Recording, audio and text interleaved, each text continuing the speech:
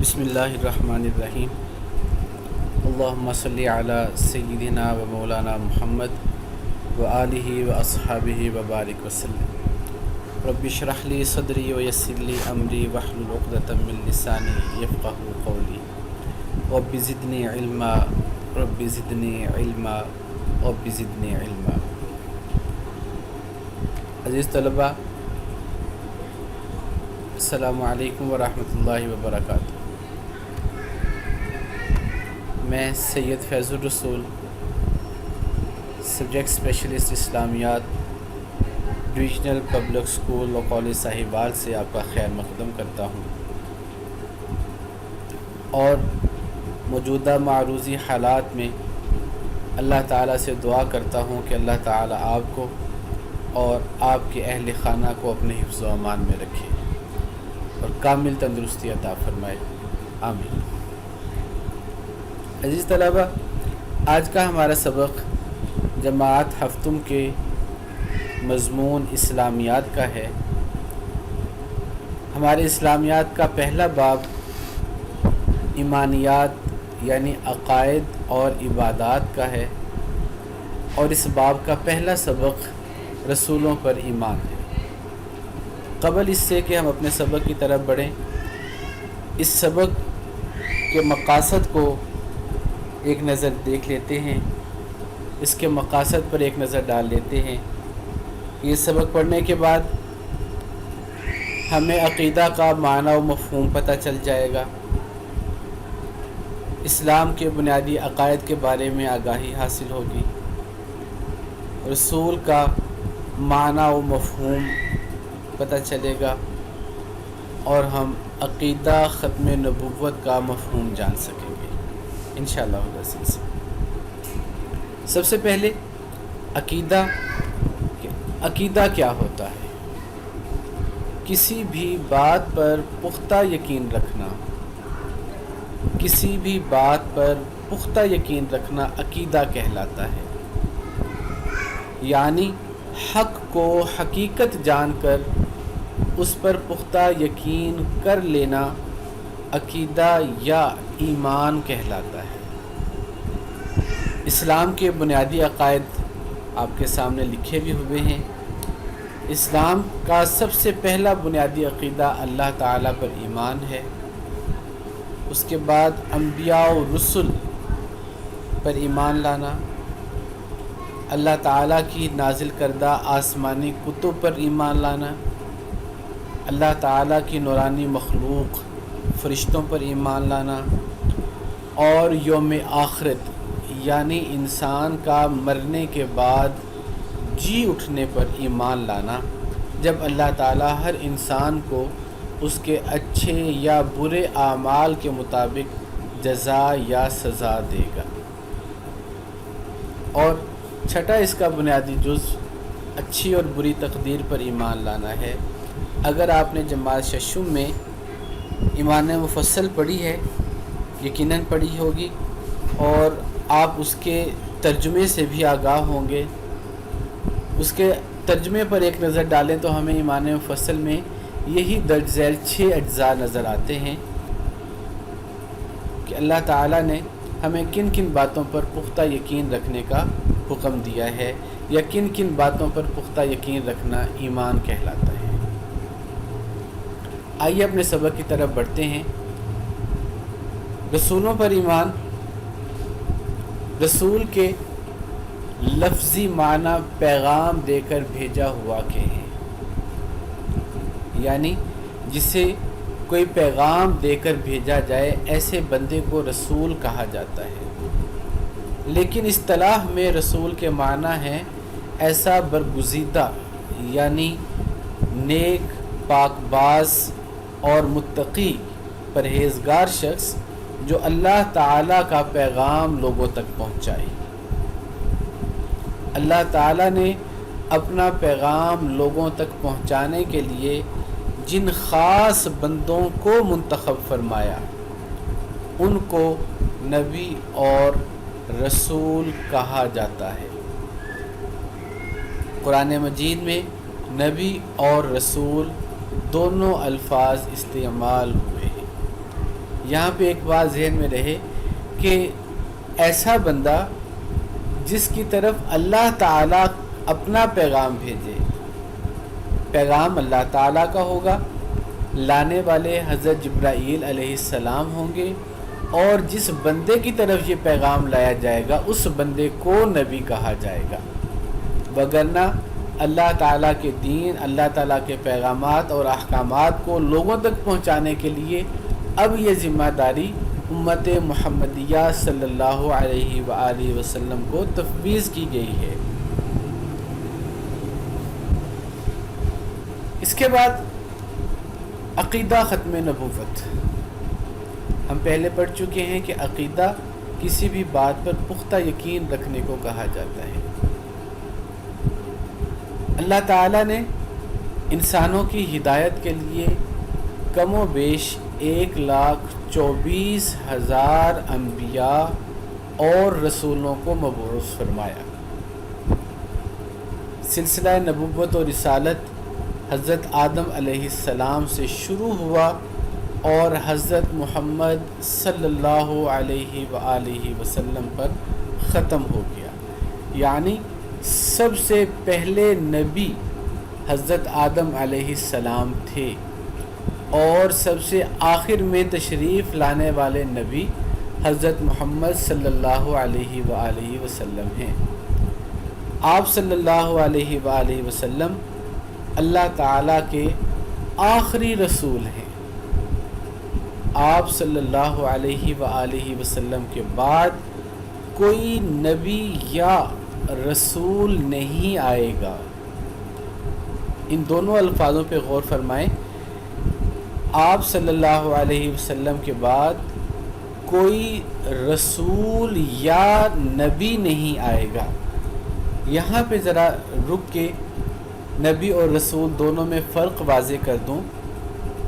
نبی کی تعریف پہلے بھی ہم پڑھ چکے ہیں، میں بتا چکا ہوں کہ ایسا بندہ جس کی طرف اللہ تعالیٰ اپنا پیغام جبرائیل علیہ السلام کے ذریعے بھیجے، ایسے بندے کو، ایسے شخص کو نبی کہا جاتا ہے۔ اور جس نبی کو اللہ تعالیٰ کتاب یا نئی شریعت عطا فرما دے، ایسا نبی جسے اللہ تعالیٰ کتاب یا نئی شریعت عطا فرما دے، ایسے نبی کو رسول کہا جاتا ہے۔ یعنی جس نبی کو اللہ تعالیٰ کتاب عطا فرمائے گا وہ نبی منصب رسالت پر فائز ہوگا۔ دوسرے لفظوں میں یوں بھی کہا جا سکتا ہے کہ ہر نبی رسول نہیں ہو سکتا، لیکن ہر رسول نبی ضرور ہوگا۔ اللہ تعالیٰ نے کم و بیش 313 رسول مبعوث فرمائے ہیں، یعنی 313 کتب اللہ تعالیٰ نے نازل فرمائی ہیں۔ ان میں 4 کتب کے تو ہمیں نام معلوم ہیں، جن میں توریت، زبور، انجیل اور قرآن مجید۔ توریت حضرت موسیٰ علیہ السلام پر نازل ہوئی، زبور حضرت داؤد علیہ السلام پر نازل ہوئی، انجیل حضرت عیسیٰ علیہ السلام پر نازل ہوئی، اور قرآن مجید حضرت محمد صلی اللہ علیہ وآلہ وسلم پر نازل ہوا۔ یہ 4 کتابوں کے نام تو ہمیں معلوم ہیں۔ ان کے علاوہ جتنی بھی آسمانی کتب ہیں انہیں صحائف کہا جاتا ہے۔ اس کا واحد صحیفہ ہے۔ صحیفہ آسمانی پیغام، آسمانی حکم کو کہا جاتا ہے۔ اللہ تعالیٰ نے جن رسولوں تک یہ صحائف نازل فرمائے انہوں نے اپنی قوم تک پہنچائے۔ ان تمام پیغامات، احکامات، اللہ تعالیٰ کی ان تمام تحریرات کو صحائف کہا جاتا ہے۔ یہ صحیفہ کی جمع ہے، اسے صحف بھی کہا جاتا ہے۔ اور جتنی کتابیں نازل فرمائیں ان کتابوں کو صحیفہ اور اس کی جمع صحائف یا صحف کہا جاتا ہے، نازل فرمائے۔ قرآن مجید میں بھی ارشاد ہے صحف ابراہیم و موسیٰ، کہ اللہ تعالیٰ نے حضرت ابراہیم علیہ السلام اور حضرت موسیٰ علیہ السلام کو بھی صحف عطا فرمائے۔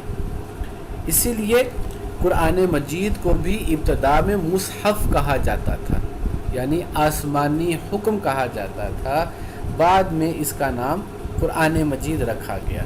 یہ قرآن مجید کی آیت ہی سے ماخوذ ہے۔ اللہ تعالیٰ فرماتے ہیں اِنَّا أَنزَلْنَاهُ قُرْآنًا عَرَبِيًّا، ہم نے یہ قرآن عربی زبان میں نازل کیا۔ یہ آخری کتاب ہے اللہ تعالیٰ کی، اس کے بعد کوئی کتاب نہیں آئے گی۔ اگر کوئی کتاب نازل نہیں ہوگی تو لا محالہ کوئی رسول نہیں ہوگا۔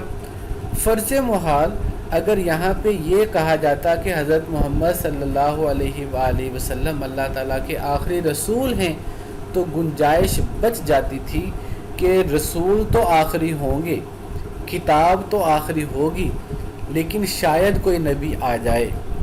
لیکن اللہ تعالیٰ نے فرمایا، قرآن مجید میں بھی اس کی بابت ارشاد ہے، ہم آگے آیت مبارکہ پڑھیں گے، کہ ایسی بات، ایسا عقیدہ، ایسا یقین، ایسا اٹل اور پختہ حضرت محمد صلی اللہ علیہ وآلہ وسلم کے بعد کوئی نبی یا رسول نہیں آئے گا۔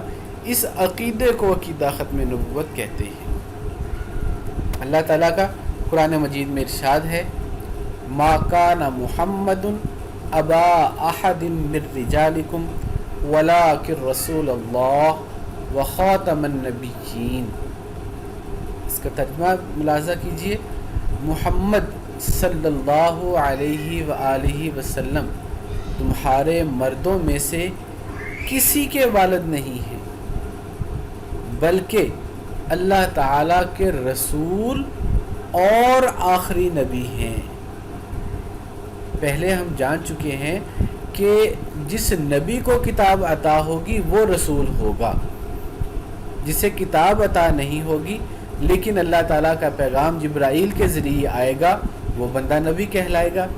اللہ تعالیٰ نے یہاں پہ نہ صرف رسولوں کا خاتمہ کر دیا بلکہ یہ بھی فرما دیا کہ حضرت محمد صلی اللہ علیہ وآلہ وسلم اللہ کے آخری رسول بھی ہیں اور اللہ تعالیٰ کے آخری نبی بھی ہیں، یعنی آپ صلی اللہ علیہ وآلہ وسلم کے بعد نہ تو کسی رسول کی گنجائش ہے اور نہ کسی نبی کی گنجائش ہے۔ اب جو بندہ بھی اپنے نبی ہونے کا دعویٰ کرے گا وہ پکا جھوٹا ہے، اس کے جھوٹ ہونے میں کسی قسم کا شک اور شبہ نہیں ہے۔ جو بندہ بھی اپنے آپ کو اللہ کا نبی کہے گا، ہمیں پختہ یقین ہونا چاہیے کہ وہ بندہ پکا جھوٹا اور کذاب ہے، اس کے جھوٹ ہونے میں کوئی شک نہیں کیا جائے گا۔ اگر کوئی بندہ اس کے جھوٹ ہونے میں شک کرے گا یا اس کے نبی ہونے کا ثبوت مانگے گا تو علماء کہتے ہیں کہ وہ بندہ بھی دائرہ اسلام سے خارج ہو جائے گا، کیونکہ اس نے ثبوت تب مانگا ہے جب اس کے دل میں کسی قسم کا شک یا شبہ ہو، جبکہ یہ ایسا عقیدہ ہے جس میں کسی قسم کا شک یا شبہ نہیں ہونا چاہیے، اس میں کسی قسم کی گنجائش نہیں نکلتی کہ نبی صلی اللہ علیہ وآلہ وسلم، حضرت محمد صلی اللہ علیہ وآلہ وسلم اللہ تعالیٰ کے آخری رسول اور نبی ہیں۔ تمام رسول اللہ تعالیٰ نے جو بھیجے ہیں کم و بیش 1,24,000، ان تمام انبیاء اور رسولوں پر بلا تفریق ایمان لانا مسلمان ہونے کے لیے ضروری ہے۔ یعنی آپ 1,24,000 تمام انبیاء اور رسول پر ایمان لائیں گے، کسی ایک کا بھی انکار نہیں کریں گے۔ اگر کسی ایک کے بارے میں بھی شک کرتے ہیں یا انکار کرتے ہیں تو آپ مسلمان نہیں رہتے۔ ایک مسلمان تمام انبیاء اور رسول پر بلا تفریق ایمان رکھتا ہے، اور یہ ضروری ہے کہ ہم اس بات پر یقین رکھیں کہ سب اللہ تعالیٰ کے منتخب، نیک، معصوم اور برگزیدہ بندے تھے، یعنی ان لوگوں سے کسی قسم کا گناہ سرزد نہیں ہو سکتا۔ اللہ تعالیٰ نے انہیں تمام گناہوں سے پاک رکھا تھا، اسی لیے انہیں معصوم کہا جاتا ہے، یعنی ہر قسم کے گناہ سے اللہ نے انہیں پاک رکھا تھا۔ ان تمام انبیاء نے اللہ تعالیٰ کی وحدانیت یعنی اللہ تعالیٰ کے ایک ہونے کا درس دیا۔ اسلام کا سب سے پہلا بنیادی عقیدہ بھی یہی ہے کہ اللہ تعالیٰ کی وحدانیت پر یقین رکھا جائے۔ آپ جماعت ششم میں بھی یہ پڑھ چکے ہیں کہ اللہ تعالیٰ ایک ہے، اللہ کے سوا کوئی معبود نہیں ہے، اس کے سوا کسی کی عبادت نہیں کی جا سکتی، کوئی اس کی مثل نہیں ہے۔ اگر سورۃ اخلاص ہم دیکھیں تو یہ اس کی بہترین تعریف ہے۔ قل هو اللہ احد اللہ الصمد لم یلد ولم یولد ولم یکن لہ کفوا احد۔ اے نبی صلی اللہ علیہ وآلہ وسلم آپ کہہ دیجئے کہ اللہ تعالیٰ ایک ہے، اللہ بے نیاز ہے، نہ وہ کسی کا باپ ہے اور نہ وہ کسی کا بیٹا ہے، اور کوئی اس کی برابری نہیں کر سکتا۔ ہر نبی نے اسی تعلیم سے، اسی حکم سے، اسی عقیدے سے اپنی تعلیم اور تبلیغ کا آغاز فرمایا تھا۔ یعنی ان تمام انبیاء نے اللہ تعالیٰ کے ایک ہونے کا درس دیا، برے کاموں سے بچنے اور نیک کام کرنے کی تلقین کی اور تقوی اختیار کرنے کی ہدایت کی، تاکہ آخرت میں کامیابی اور کامرانی حاصل ہو سکے۔ یعنی ان تمام انبیاء نے اپنی اپنی اقوام کو، لوگوں کو سیدھا راستہ دکھایا، اللہ سے ڈرنے کی ہدایت کی۔ ان کا بنیادی مقصد یہی تھا کہ یہ لوگ برائی کا راستہ چھوڑ کر اچھائی اور نیکی کے راستے میں آ جائیں، تاکہ ان لوگوں کو آخرت میں بھی اللہ تعالیٰ کامیابی اور کامرانی سے سرفراز کر سکے۔ عزیز طلبہ، یہ ہمارا آج کا سبق تھا۔ اگر آپ کے ذہن میں اس بارے کوئی کسی قسم کا سوال ہو تو آپ مجھ سے اپنے واٹس ایپ گروپ کے ذریعے پوچھ سکتے ہیں۔ اللہ تعالیٰ ہم سب کو اپنی تعلیمات اور اپنے احکامات پر کامل پختہ یقین اور اپنی تعلیمات پر کاربند فرمائے۔ وآخر دعوانا ان الحمد للہ رب العالمین وصلی اللہ علی حبیبہ سیدنا محمد وآلہ وسلم۔